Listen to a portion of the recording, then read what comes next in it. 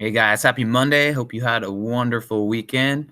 Get you guys started here with what we're going to be talking about this week, some of your assignments that I got going for you. I'll fill you in on those in a separate um, YouTube video. But first, wanted to start you off with this lovely, lovely image.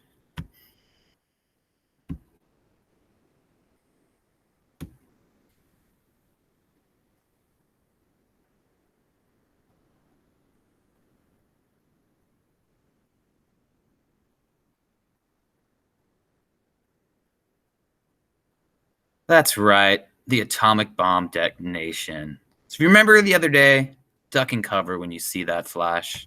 Lovely folks. Look at that. Such destruction. And that really is what the fear of this 1950s is all about is, hey, is one of these going to blow up at any moment in our country? Is it going to send us to an all-out war? Or are we going to go at it with the Soviet Union? When's it going to happen? Is it going to happen? Such fear, such uncertainty with that. So, but anyways, there's more to this time period than just the atomic bomb. I wanted to get into the idea of conformity in the 1950s. So we talk about this idea that in the United States during this time, you wanted to conform. You wanted to, and what that means is you wanted to kind of mold into what other people saw best for you.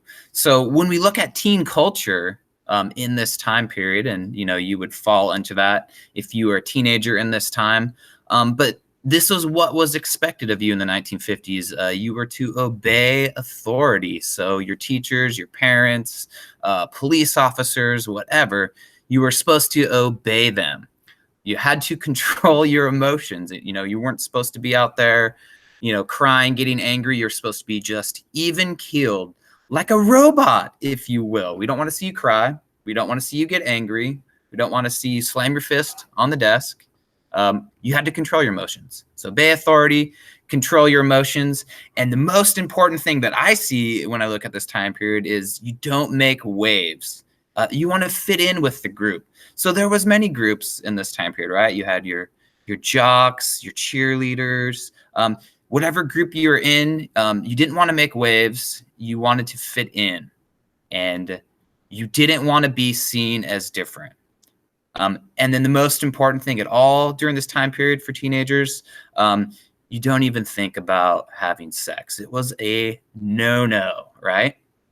So, but if I kind of back up a little bit, talking about this teen culture, we talked about, the invention of the teenager in the 1920s. So really, in the 1950s, teenagers are really beginning to have money. I talked to my dad, during this time period. He had lots of jobs that he was able to get, as a paper boy, doing window tinting. And he was able to make money, and he spent that money. Well, for him, he bought cigarettes. He was a young kid, but he liked to buy, records and stuff. And so this music of rock and roll comes onto the scene here. So kids have the ability, teenagers have the ability to buy music, and much to the dismay of their parents. So another key thing in teen culture is this juvenile delinquency. So as I just kind of mentioned to you earlier, it was important to fit in. But you started seeing writers and movies kind of glorifying this rebel attitude later on. And so they kind of look at this conformity in this time period, and they want to kind of buck the system. And so you see movies like Rebel Without a Cause with James Dean, where it glorifies a rebel, if you will, a kid who meets another kid. They're in, they meet in jail. They come from great families, but they meet in jail, and then kind of their shenanigans, getting in trouble. And so you begin to kind of see these undertones come out in this time period. It's not prevalent yet till we get to the 60s, but you begin to see this.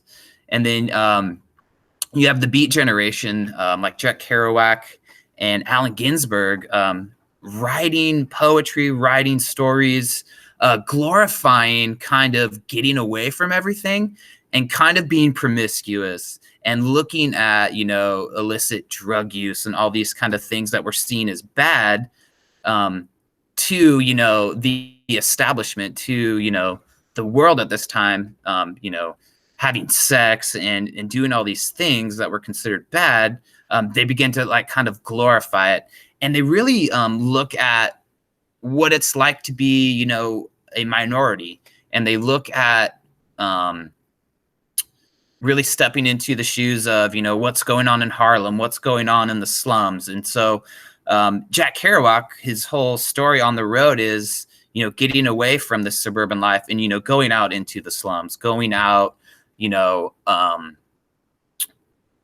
going into, the ghettos, into areas that were seen as kind of rough, and experiencing life, going to those underground clubs, finding music, finding people, really understanding that, kind of like Into the Wild in a lot of ways, when you look at the main character in that, how just wanting to get away and experiencing life, trying to find a life of solitude, whereas Jack Kerouac's looking at other things. So interesting time, but it was all about, conforming, and underneath that there was these other tones in there.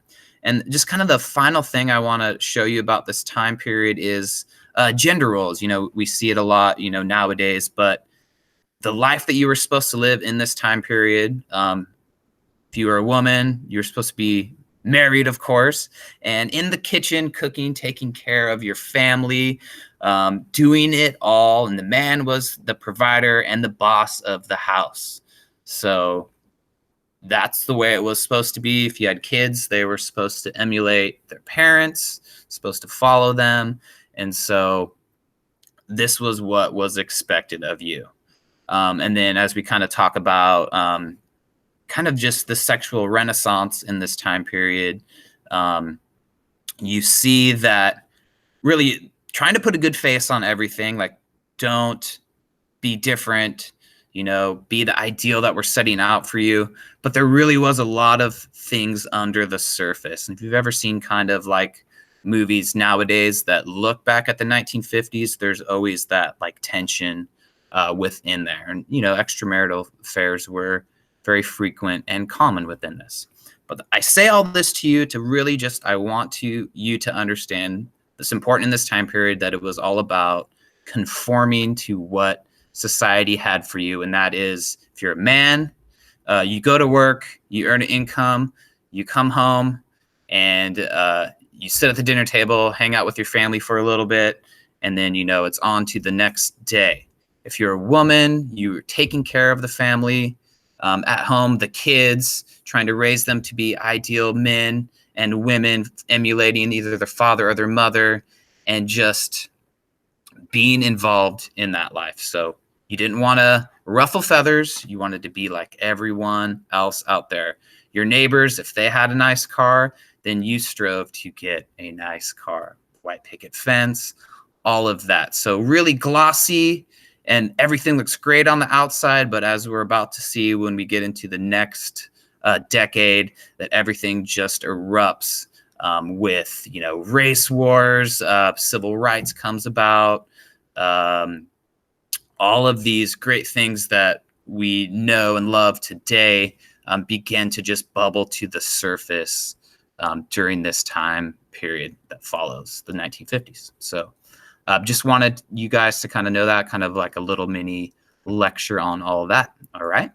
So hope you're, enjoying hearing my lovely voice, and I hope you guys have a great rest of your Monday. I'm going to have another video explaining the assignment I'm going to have you do, where you're going to be just looking at a few of these videos about conforming in this time period, and then posting a response to a discussion board. All right.